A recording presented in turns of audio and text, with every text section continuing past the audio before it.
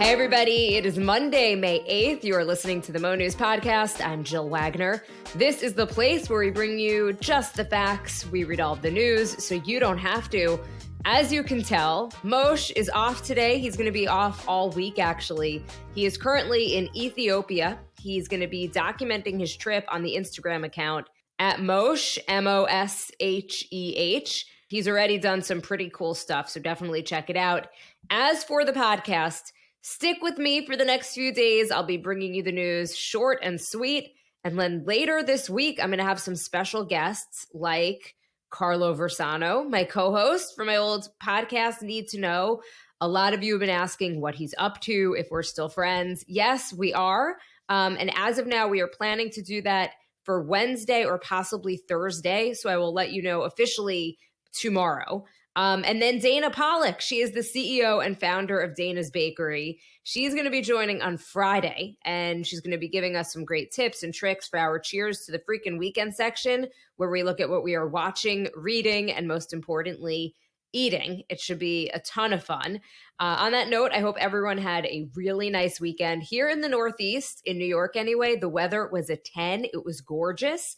So I hope everyone was outside, at least for part of the weekend, enjoying it. Of course, some tough news out there.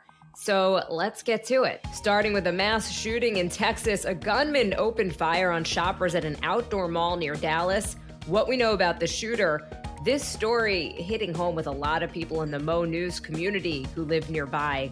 Also in Texas, 7 killed when a car ran a light and plowed into a group of people waiting outside a shelter that was housing migrants. The coronation of King Charles, the pomp, the circumstance, the fashion. But as always, the Grandkids stole the show. And was it considered a snub that President Biden didn't attend? In media news, Tucker Carlson is, quote, getting ready to torch Fox. We've got the details. Plus, a look ahead at what we're watching this week. Notably on Tuesday, debt ceiling negotiations are scheduled for the president and Republicans. But could President Biden invoke the Constitution and go it alone when it comes to paying off our debt? Then Thursday, Title 42 expires and immigration officials expect a surge of migrants on the southern border. Plus, we've got a date for Taylor Swift's next album, what to expect as she continues to re-record her old stuff. And on this day in history, including a pic from Moshe, I think he sent it as he was flying over Africa, but it is a good one. Okay, we are unfortunately starting this podcast today, as we too often do, with another mass shooting in America, this time at a crowded outdoor shopping mall in Texas, about 25 miles north of Dallas. The gunman killed 8 people and injured at least 7 others. Officials say a police officer was at the mall on an unrelated assignment at the time of the shooting. He heard the gunfire, rushed toward it, and shot and killed the gunman. The hospital where many of the victims were taken says that they ranged in age from 5 to 61. At this point, though, on Sunday night, as of this recording, that's about all we know about the victims. We do know 3 people are still in critical condition, but we don't have names or genders of the people who were killed. Late Sunday, law enforcement confirmed, though, that the gunman is 33-year-old Mauricio Garcia. Officials say that he was wearing a tactical vest and was armed with an AR-15 style rifle and a handgun. More weapons and ammunition were found in his car. Video shows him getting out of a car and immediately starting to shoot. One witness telling a local Texas TV station, WFAA, that he himself was at the mall shopping with his mom. He says he heard what sounded like 10 pops and dismissed it as construction work until he heard another 10 to 15 pops. And that is when he looked outside the front of the store and saw a guy dressed in all black wearing a vest and, quote, shooting at people with an assault rifle. Someone else who was at the mall, the assistant manager at the Tommy Hilfiger clothing store, told the Associated Press that she was at the back of the store when she saw 2 young girls trying to hide in a dressing room. At first, she thought that they were just joking around or playing, but then she heard one of them saying that shots were being fired. Now, this all started at around 3:30 p.m. on Saturday at the Allen Premium Outlet. So we're talking about the middle of the afternoon at an outdoor shopping mall with about 120 stores filled with people. We heard from several of you in our Mo News community. One person wrote in saying, quote, I was there this morning shopping with my daughter, gone before all this went down, but so awful. Another person from Allen, Texas wrote in saying, quote, grew up shopping here every Sunday. My brother was there yesterday. It is such a populated area, bringing in families from all over the Dallas-Fort Worth area. It's where you go for summer vacation and back to school shopping. I am so heartbroken for those whose lives are forever affected.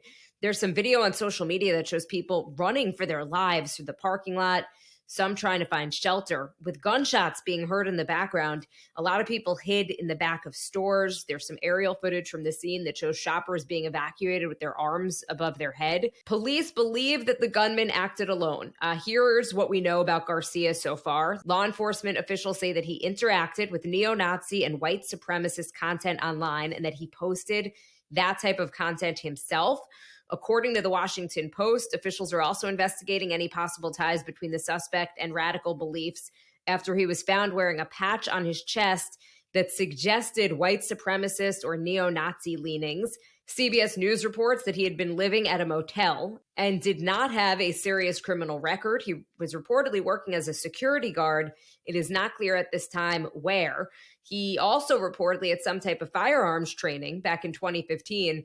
Saturday's attack is the second deadliest shooting of the year. According to the Gun Violence Archive, so far in 2023, there have been 199 mass shootings, and that is defined as a shooting of at least 4 people. As for the reaction, President Biden in a statement saying such an attack is too shocking to be so familiar. He is calling for action. He wants Congress to send him a bill banning assault weapons and high-capacity magazines, enacting universal background checks, and requiring safe storage, ending immunity for gun manufacturers. He says, quote, too many families have empty chairs at their dinner tables. Republican members of Congress cannot continue to meet this epidemic with a shrug. Tweeted, thoughts and prayers are not enough. On the issue of thoughts and prayers, Republican Congressman Keith Self, who represents Allen, Texas, where the shooting happened, he did an interview with CNN and had this to say, which is getting a lot of attention. Take a listen. Now, you know, Congressman, that is a common refrain after these incidents, after mass shootings, but many people argue that prayers aren't cutting it. Prayers are not preventing the next mass shooting. What is your response to that criticism? Well, those are people that don't believe in an almighty God who is absolutely in control of our lives. I'm a Christian. I believe that he is. We have people, though, with mental health that we're not taking care of. Since this nation made the decision that we were going to close the mental health institutions, many of these situations are based on that. And the people that say, and I would like to stay away from the politics today because I want to focus on the victims. Again, as of this recording Sunday night, we don't have many details about the victims. Meanwhile, Texas State Senator Roland Gutierrez, who is a Democrat whose district includes Uvalde, which is home to another mass shooting at an elementary school, he tweeted, quote, there is a special place in hell for people who watch all of this happen and choose to do nothing. Texas has some of the country's most permissive gun laws. According to the New York Times, many authorities in Texas say they've seen an increase in spur-of-the-moment gunfire since September of 2021, when the state began to allow most adults to carry a handgun without a license. Of course, this time around, still so many questions and things that we don't know, including a motive. Also in Texas, in Brownsville, which is on the southern tip of Texas, just across the Rio Grande River, at least 7 people were killed and nearly a dozen injured on Sunday after the driver of a vehicle, a Range Rover, ran a red light and plowed into a crowd. It was just outside of a homeless shelter that had been housing migrants in that Texas border town. The driver was charged with reckless driving and has been detained. Police are still waiting for the results of a toxicology report. The judge overseeing the case says it's not clear if this driver lost control of the vehicle or if he was intentionally running over this group. Brownsville police say several migrants were among the dead. Border Patrol is working to confirm the identities of the victims. Police say the driver, at this point only identified as a Hispanic man, is being, quote, uncooperative. He reportedly gave authorities numerous different names for himself, and police actually had to fingerprint him to find out who he actually is. Time now for the speed read. Let's start with the coronation of King Charles from the Washington Post. The long-awaited day was medieval, modern, and momentous. After the longest wait ever, King Charles III finally sat on his coronation chair above the Stone of Destiny, while a heavy golden crown was fitted upon his head at Westminster Abbey.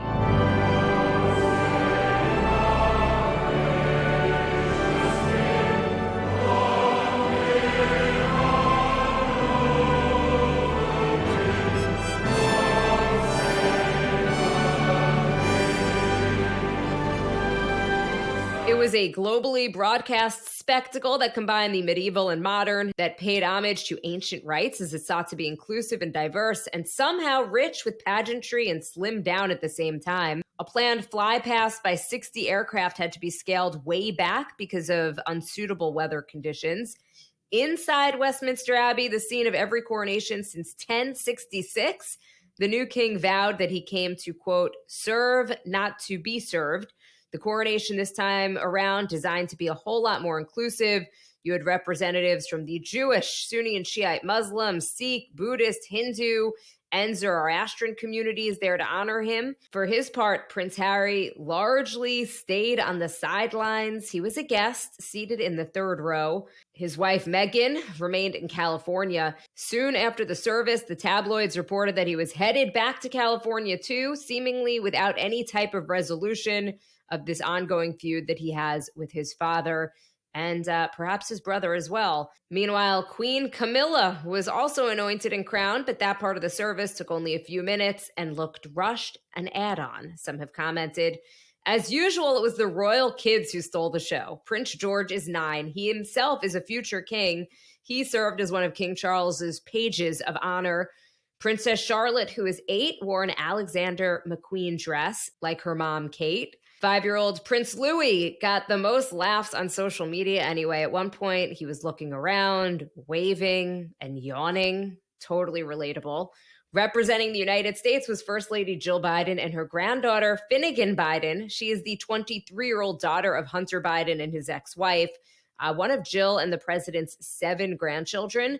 According to the BBC, President Biden was invited to the event, but RSVP'd no.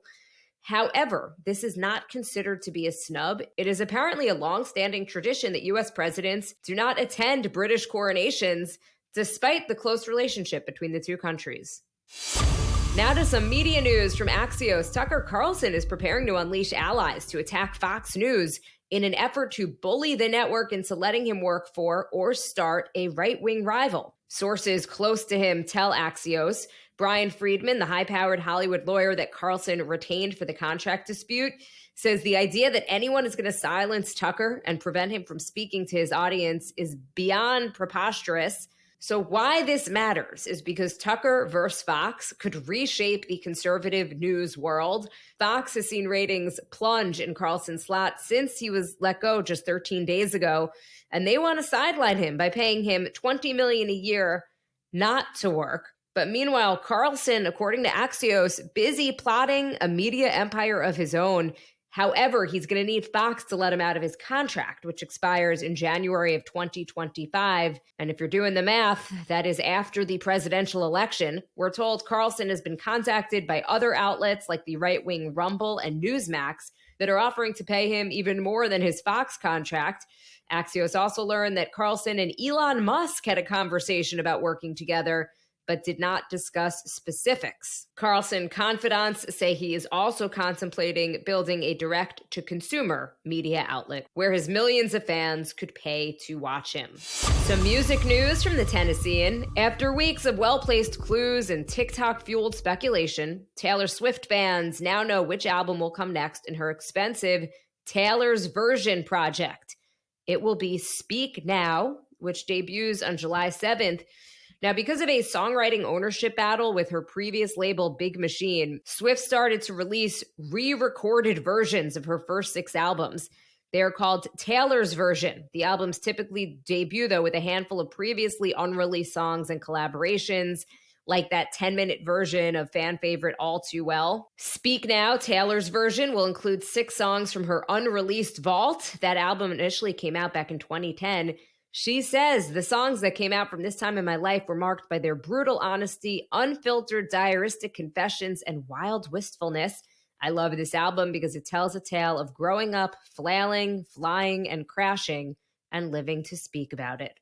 I also wanted to try something new for a Monday, doing a quick look at the week ahead. This list was compiled by CNN, some of the stuff that we're watching on Monday. Amid renewed scrutiny of the banking industry, the Fed will be releasing a key survey of lending activity in the first quarter. It's essentially a snapshot of both the demand from businesses and households when it comes to loans. On Tuesday, President Biden will be meeting with House Speaker Kevin McCarthy and other congressional leaders about raising the debt ceiling. Treasury Secretary Janet Yellen said the U.S. could default on its debt as early as June 1st if Congress does not raise or suspend the debt limit before then.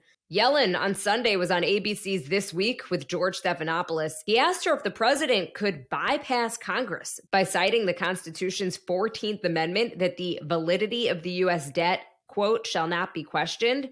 Here's a little bit of that exchange. He said on Friday night that he's not ready to invoke the 14th Amendment. Of course, the 14th Amendment says that full faith and credit of the United States should not be questioned. And the implications of that would be, if he invoked it, is the United States would just continue to issue debt, saying it's unconstitutional not to. Now, the president said he's not ready to do that, but it didn't seem like he took it off the table. So is it still a possibility?